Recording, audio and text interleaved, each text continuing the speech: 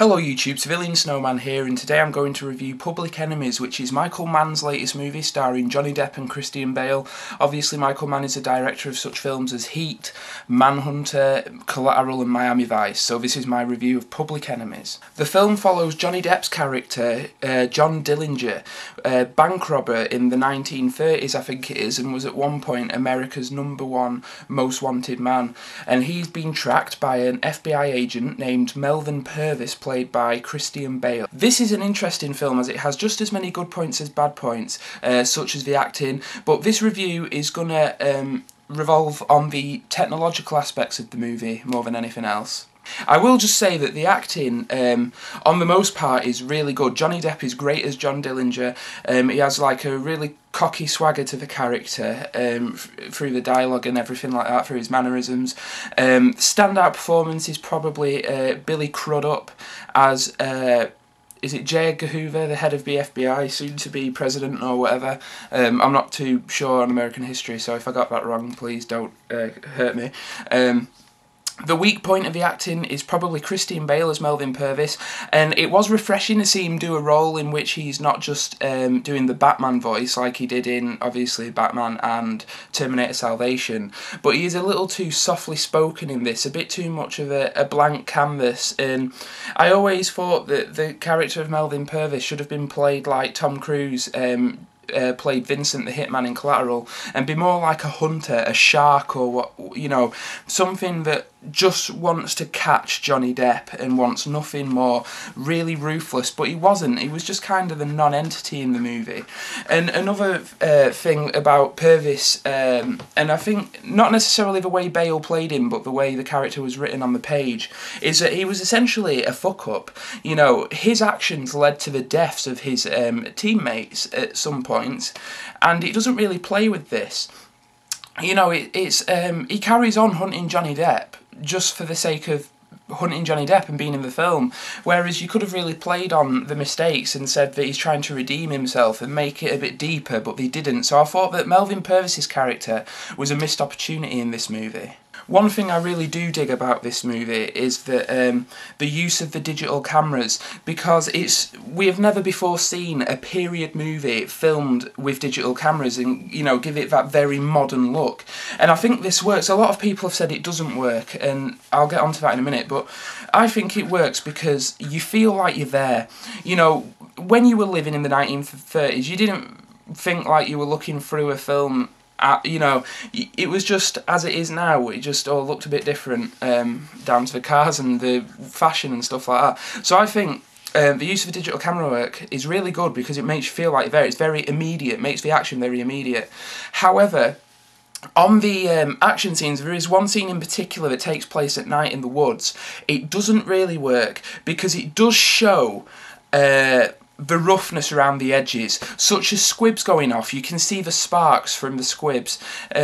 It's just because of the digital clarity, but it really does show the roughness around the edges. Like I said, you can tell that it's a film that you're watching and not real life, which is a shame because it kind of ends up, at parts, it works and it makes you feel like you're watching real life, and then in the action scenes in particular, it makes you feel like you're watching a movie being made, and for that reason it doesn't completely work, although there must be a middle ground. You know, I think there is some sort of digital camera work out there that can work for a period piece and have the desired effect that Public Enemies and Michael Mann wanted.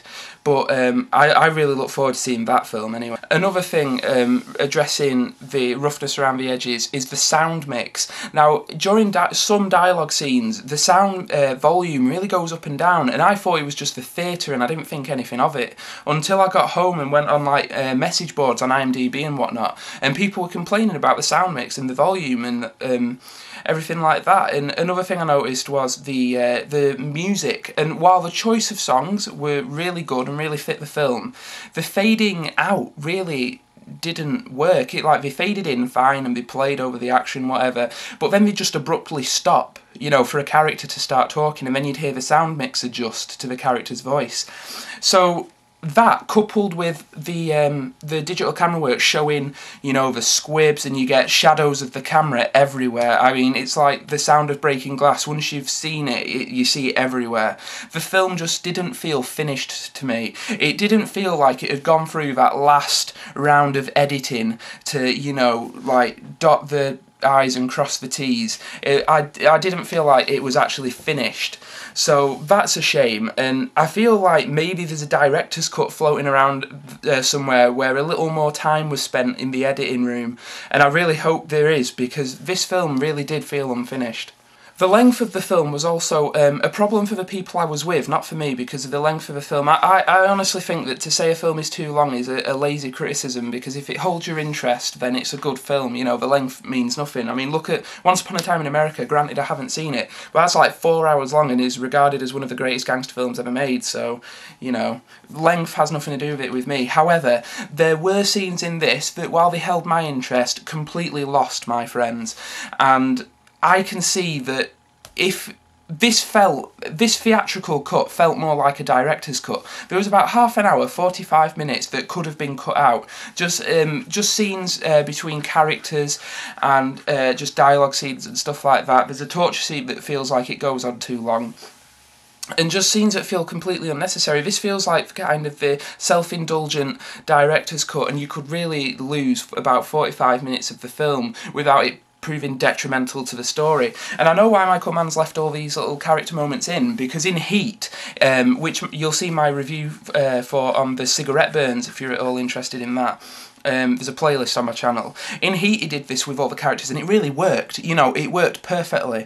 But in Public Enemies it doesn't really work, because they don't elaborate on it. You know, you have these little character moments, but then they don't go on to make you care about the characters, so you could really do to lose it. That brings me to a point about John Dillinger's character. He was essentially seen as a Robin Hood of the 1930s. You know, he was a celebrity, and they touch on this, a moment where he's being arrested, and he's surrounded by press, and then he's in the car and people are waving at him, and he's got a smirk on his face. He was a huge celebrity back then, and they never really address it more than that. You know, you get the odd glance from Johnny Depp himself, but they could have really dwelled on the fact he was a modern day Robin Hood, and I think that would have given the film another interesting layer. But again, that just feels like another missed opportunity as far as the script is concerned. I'm going to give Public Enemies 3 stars out of 5. As a film, it is good, it's enjoyable, it's above average. But as a Michael Mann movie, it just feels unfinished, like I said. The characters feel underdeveloped, especially Melvin Purvis. It just feels like there are a lot of missed opportunities, such as the modern-day Robin Hood aspect of John Dillinger's character. And then there's the technological aspects of the films, like the unfinished quality to them, like, you know, seeing the shadows of the camera, everything I mentioned earlier, you know, all that stuff just makes the film feel unfinished. So for that reason, I'm going to give it 3 stars. Anyway, I hope you've enjoyed this review. I'll just mention quickly, I created a new movie review group channel, which I've already mentioned in a previous video. It's called The Cigarette Burns. There is a link on my profile, but I'll put a link in the description box over there.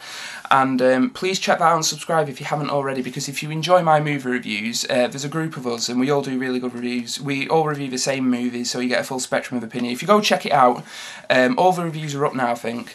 So, yeah, please subscribe if you haven't already. Alright, thank you, and this is Civilian Snowman signing out. I'll see you later. Bye.